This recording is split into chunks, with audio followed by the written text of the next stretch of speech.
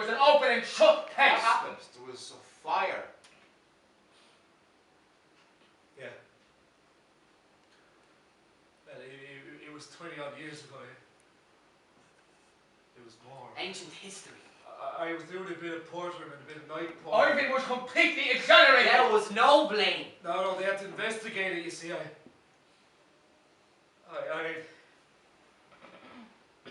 put my hand on the ring of the cooker when I was heating some beans and that. It was so late. This was on the papers. Yeah? But that can really hang over a man. Something like that. Yeah.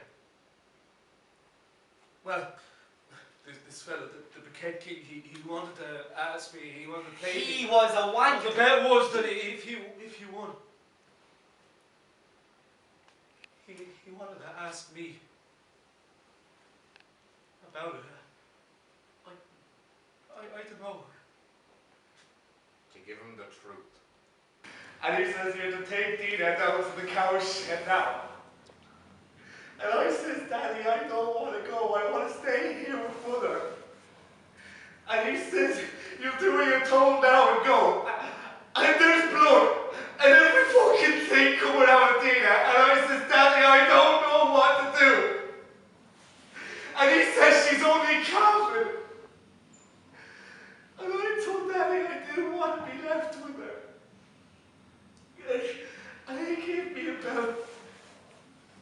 Threw me up alongside his face and said, you do what you're told now and I'll never speak of it again. I'll beat you to the Can we give the Chancellor can't hear us?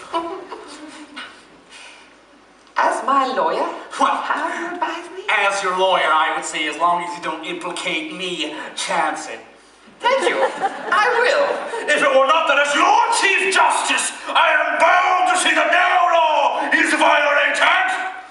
I see. Well, come over here with the Chief Justice, can't hear us. Now then, as First Lord of the Treasury. As First Lord of the Treasury, I can propose a special vote that would cover all expenses. If it were not that as Lord Chief, Leader of the Opposition, I am bound to fight a tooth and nail. As Paymaster General, I could fix the accounts. But then, as Lord High Auditor, I should never discover the fraud. As Archbishop of Titipoo, it would be my justice to denounce my dishonesty and hand myself over into my own custody. As Chief of Police. Yes, that's extremely awkward. From which go, he's on the train, he's down the court, and touchdown! The crowd goes wild! And this is my brother, Chester. Nice to meet you!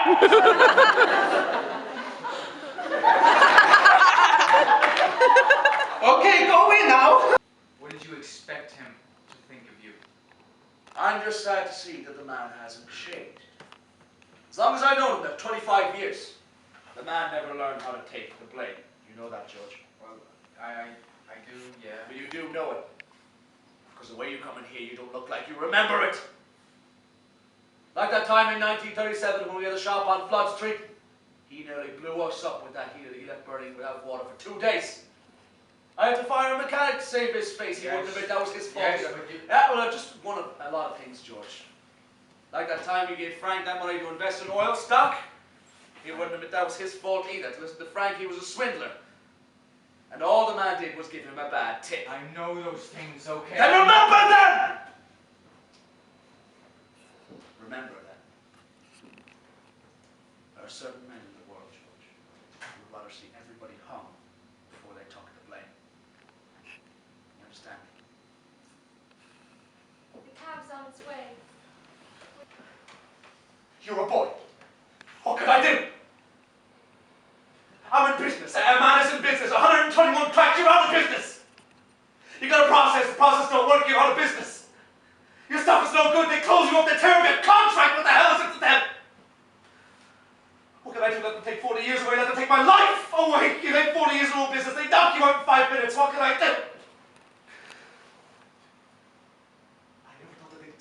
swear to God that I thought they'd spot them before anybody took off. I swear to God. I thought that by the time that they spotted them, they'd spot them, I could get the process going again and show them that they needed me, that they let it go by. But weeks passed and I got no kickback, so I was going to tell them. Then why didn't you tell them? It was too late. The paper was all over the front page. 21 went down. They came with handcuffs into the shop, Chris. What could I do? Chris, I did it for you. It was a chance, but I took it for you. I'm 61 years old. Why can't I get a chance to make something for you? Riots broke out like there was no tomorrow, for there was no tomorrow. But there is always a tomorrow, provided you're tough enough to cling to it. Which is why I've asked you here today.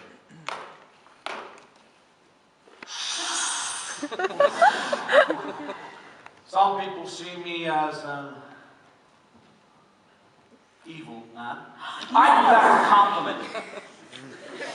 The truth is, I'm no more evil than you, or Miss Pennywise, or all those poor people you insist on trying to lead. I'm just a simple man, clinging to tomorrow every day, by any means necessary. And what happens when the drought is over? Over. Well, we can always hope, Bobby, but until then, our regime of controlling consumption through the regulating mechanism of cash must continue. Ah, yes, the regulating mechanism of cash. I want you to have this cash. And I want you to tell all the people that the powers that be grant full amnesty over these little criminal activities, provided they're willing to return to the approved fee schedule as authorized by the legislator. Don't let it happen again. Of him! Skipper! What is it? Massey fucked a Lord 3 bullets in the bonfire! Jesus. Where did he get them? He robbed a boat from the SDA!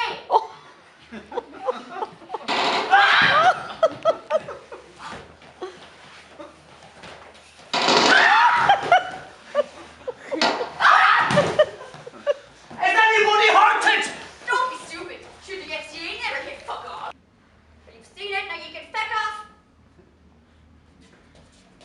How old are you? 14. I'm not. Well, 13.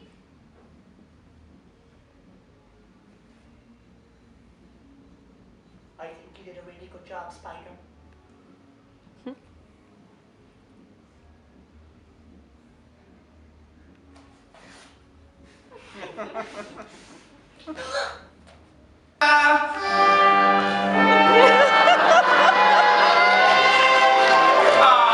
Mrs. Bialystok and Bloom, I presume. Forgive the pun. Shut up, he thinks he's winning. Roger, so nice to see you again. Thank you. Oh, Max, darling, we loved Funny Boy, didn't we, Carmen? To be or not to be, you mean a lot to me. Showstopper! Fabulous. Oh, dear. Your Mr. Bloom is staring at my gown. No, I should explain. We're heading to the choreographer's ball this evening. There's a prize for best dress. We always win. I'm not so sure about this year.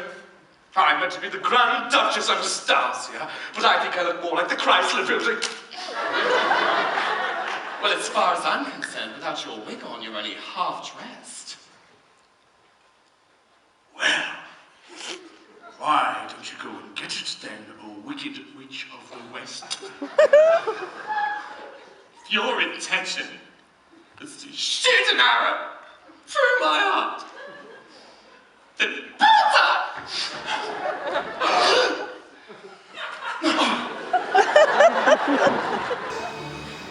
Out pile jelly. No!